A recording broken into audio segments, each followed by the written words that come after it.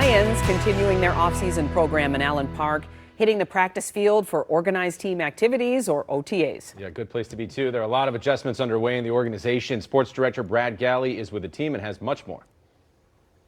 Every NFL team faces big questions and big storylines at this point in the calendar year. For the Lions, those questions center on their new coordinators. Aiden Hutchinson bouncing back from his broken leg, and in a grand scheme of things, how this team will handle its brutal schedule. Dan Campbell reminded everybody, it's still May. They're in shorts and t-shirts. There's plenty of time and plenty of work to put answers to those questions. I'm not worried about that we don't have pass rush. I'm not worried about that we lost 2 coordinators. I'm not worried about the injuries. I'm not worried about the Hall of Fame game. I'm not worried about the schedule. I think it's perfect. I think it lines up perfect. I think it's going to be what's best for us with where we're at going into 2025. My 5th year here, the core of this team's 5th year. I really think it's exactly what we're going to need. The timing is perfect. We want to take a step forward. If anything, we're trying to get better and trying to learn from our mistakes last year and find ways to get better off of them. And yeah, we've got guys that are a year older and a little bit more mature and are coming into their own, and it's fun. New coordinators, that will certainly be a storyline all summer long and throughout this season.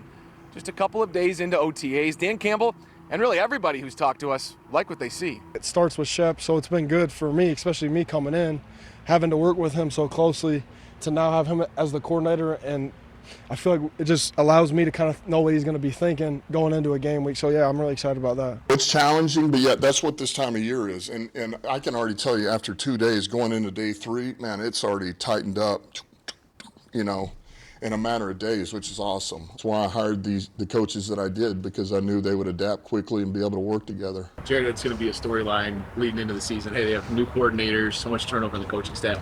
Should it be? Well, it won't be unless you guys write about it. I mean, you guys have a pretty good control on whether that'll be a storyline. But no, I think to answer your question, I don't know. I mean, we'll see. Yeah, I love Shep. I love Johnny Moe. I've got familiarity with Johnny. Some of it's changing. Some of it's remaining the same. The biggest challenge is just getting on the same page with what we like. And we're just constantly working through that and getting used to the way Dan wants to play games. And, yeah, we'll be fine. But Johnny's done a hell of a job up to this point and is only getting better. We got a chip on our shoulder. Everybody remember it, but we're not dwelling on it. We got a long season ahead of us.